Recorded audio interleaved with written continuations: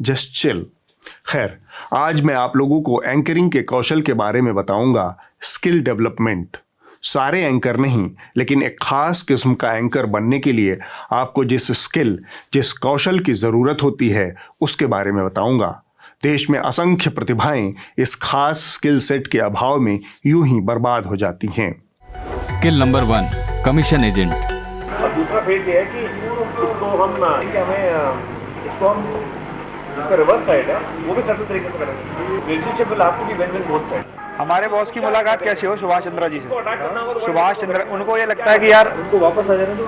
तो नहीं, उनको ये लग रहा है कि 20 सुधीर जी, समीर साहब, उनको ये समीर जी, उनको ये लग रहा है कि भाई 20 के 100 कैसे हो गए, उनकी अभी तक समझ में नहीं आया। मुझे पता नहीं है एक्चुअली, 20 करोड़ के 100 करोड़ कैसे हो, अभी तक समझ में नहीं आ रहा है। आपको उगाही करना आना चाहिए। आप इसे दलाली या फिर कमीशन खोरी भी कह सकते हैं। आपकी श्रद्धा, अगर आप इस तरह से उगाही करने में सक्षम हैं, तो आपको कोई भी प्राइम टाइम एंकर बनने से रोक नहीं सकता। स्किल नंबर 2, चापलूसी। बोला एलेक्सा प्ले साजन जी घर आए, और एलेक्सा बोलती है कि आएंगे तो मोदी जी। चापलूसी इस स्तर का एंकर बनने के लिए दूसरी सबसे जरूरी स्किल है।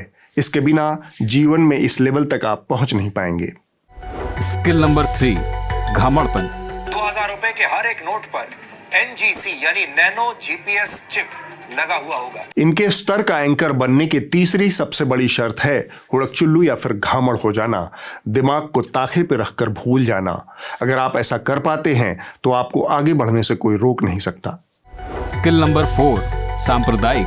फिर इस देश में ऐसे मुट्ठी भर लोग वो कौन हैं जिन पर वो सारे कानून लागू नहीं होते जो हम पर और आप पर लागू होते हैं। तबलीगी जमात की वजह से इस महामारी के फैलने का खतरा अब सिर्फ भारत में ही नहीं बल्कि दुनिया के कई और देश भी इससे प्रभावित हो चुके हैं। इसकी शुरुआत पाकिस्तान से हुई थी, जहां इसी महीने लाहौर में तबलीगी जमात का एक बड़ा धार्मिक कार्यक्रम हुआ था। कुल मिलाकर निजामुद्दीन इस मामले में भारत का लाहौर साबित हो रहा है। प्रचंड सांप्रदायिक कट्टर धर्मांध बनना चौथी और आखिरी शर्त है।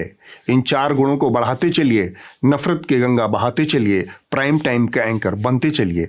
इन्हीं 4 स्किल सेट के दम पर तिहाड़ शिरोमणि आज प्राइम टाइम के धाकड़ एंकर बने हुए हैं। लेकिन इनसे अगर आपने पूछ लिया तो ये कोई और ही कहानी बताएंगे।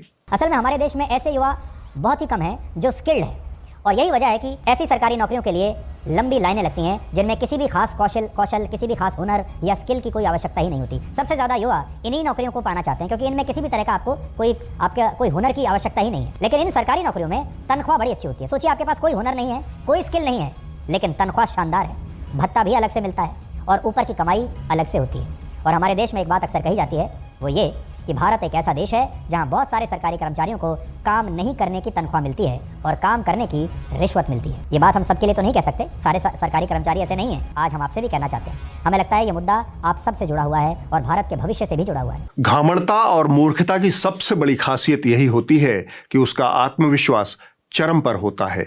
इनको लगता है कि ये कोई विशेष स्किल लेकर एंकर बने हैं।